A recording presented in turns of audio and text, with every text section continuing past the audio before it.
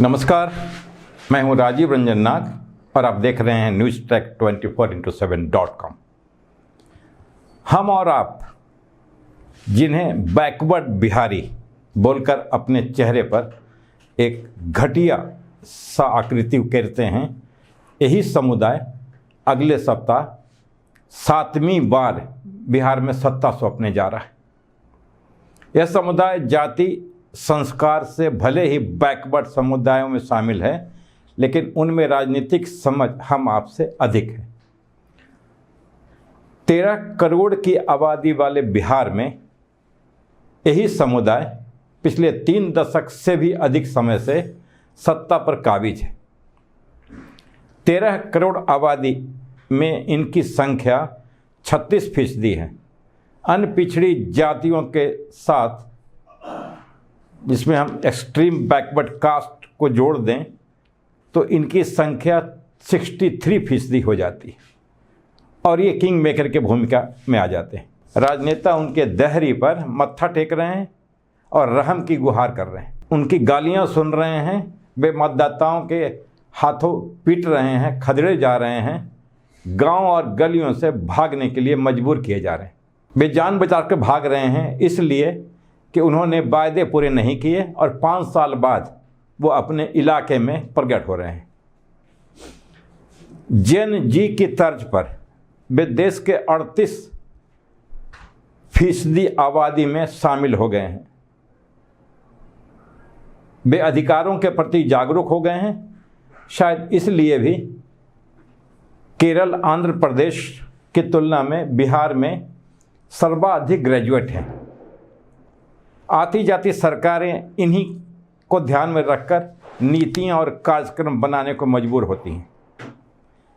इनके कहें तो इनके हाथों में सत्ता की चाबी है। 58% बिहारी 25 साल से कम आयु के हैं, जो उन्हें युवाओं का राज्य का दर्जा देता है।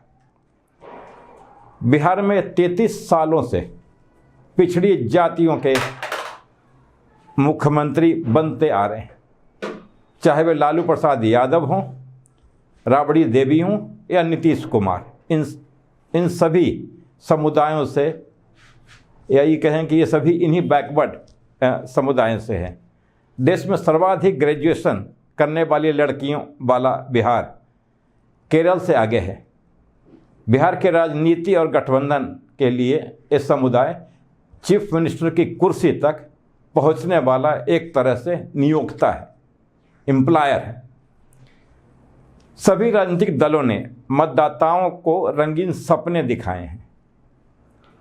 पंजाब से अधिक गेहूं पैदा करने वाला बिहार की जातीय जनगणना के आंकड़ों के अनुसार ओबीसी समूह की कुल जनसंख्या 83% है। ओबीसी मतलब ओबीसी और एक्सट्रीम बैकवर्ड क्लास, जो चुनाव की दृष्टि में काफ़ी महत्वपूर्ण है।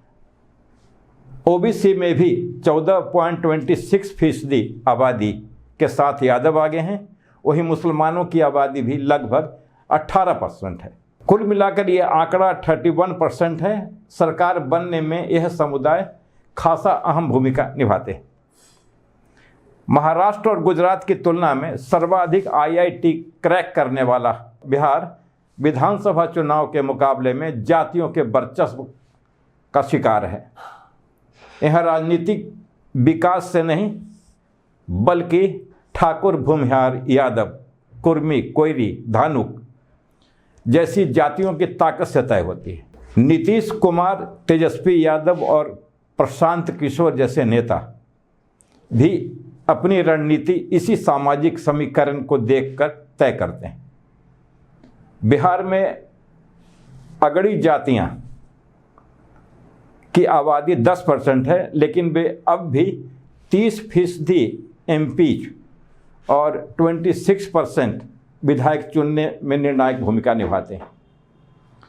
वे किंग मेकर्स की भूमिका में 2005 में इसी समुदाय ने नीतीश कुमार की NDO को 143 सीटें दी थी। बाद में यह आंकड़ा घटता बढ़ता गया।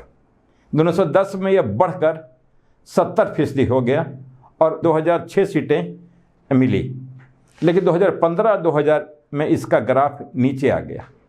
2005 के पिछले चुनाव में नीतीश कुमार की जेडीयू महज 30 या जेडीयू 43 सीटें मिली। अत्यंत पिछड़ा वर्ग जिसको हम ईबीसी और अन्य पिछड़ा वर्ग जिसको ओबीसी की बात करें तो ये मिलकर बिहार की 13 करोड़ की आबादी का 63% हिस्से के साथ राज्य में सबसे बड़ा जाति समुदाय बन जाता है।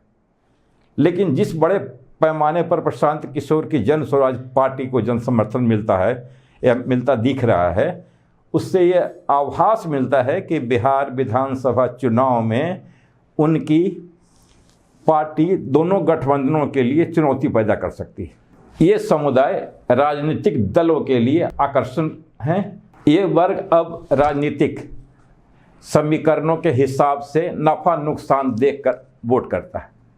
आरजेडी, कांग्रेस और प्रशांत किशोर की जन स्वराज पार्टी इसमें सेंध लगाने की रणनीति पर काम कर रही है।